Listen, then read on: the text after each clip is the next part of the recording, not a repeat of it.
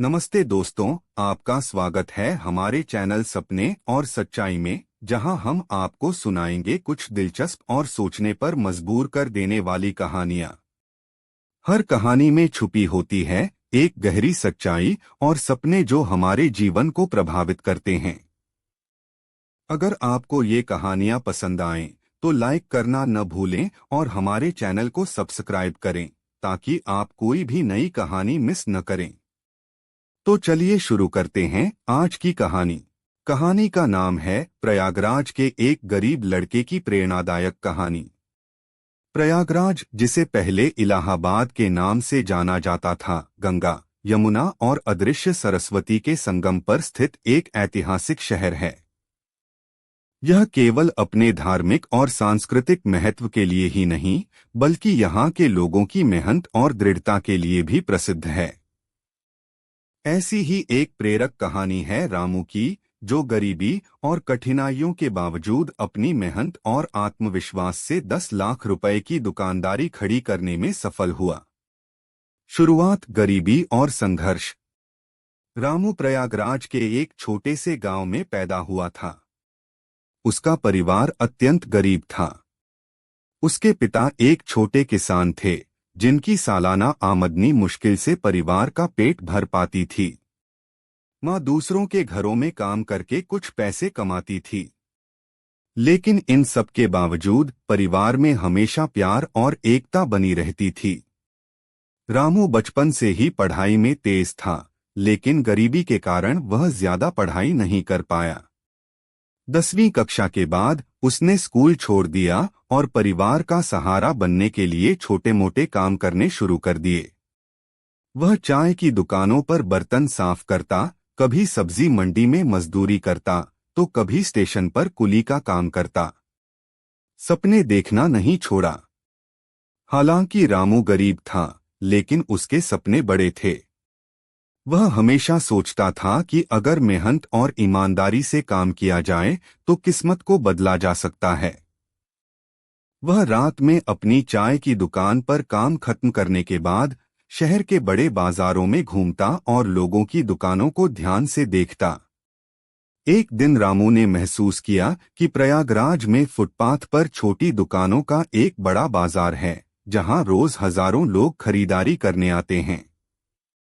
उसने सोचा कि अगर वह भी यहाँ अपनी एक छोटी सी दुकान खोल सके तो उसकी जिंदगी बदल सकती है। पहला कदम, छोटी सी शुरुआत। लेकिन दुकान खोलने के लिए पैसे कहाँ से आते? रामू ने अपनी माँ की मदद से थोड़ी थोड़ी बचत करनी शुरू की। उसने अपने सभी छोटे मोटे कामों से कुछ पैसे बचाए। इसके अलावा उसने अपने गांव के एक परिचित से 5,000 रुपए उधार लिए। इन पैसों से उसने प्रयागराज के एक व्यस्त चौराहे पर एक छोटी सी जगह पर चाय और नाश्ते की दुकान खोल ली। मेहनत और विश्वास। शुरुआत में उसकी दुकान पर ज्यादा ग्राहक नहीं आते थे, लेकिन रामू ने कभी हार नहीं मानी। वह सुबह जल्दी उठता और रात देर तक दुकान पर काम करता।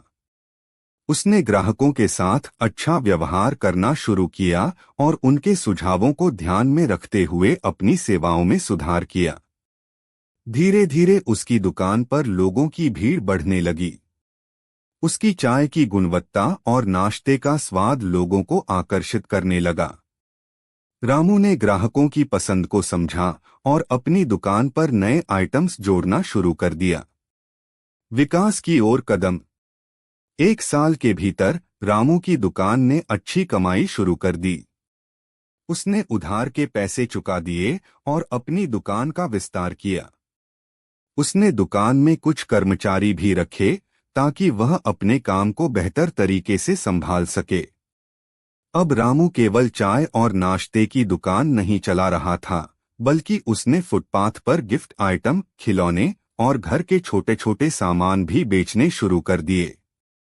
वह हमेशा बाजार की मांग को समझने की कोशिश करता और उसी के अनुसार अपना माल खरीदता। सफलता का सफर। कुछ ही वर्षों में रामू की दुकान एक प्रसिद्ध स्थान बन गई। उसकी कड़ी मेहनत और ईमानदारी ने उसे शहर के व्यापारियों में एक अलग पहचान दिलाई।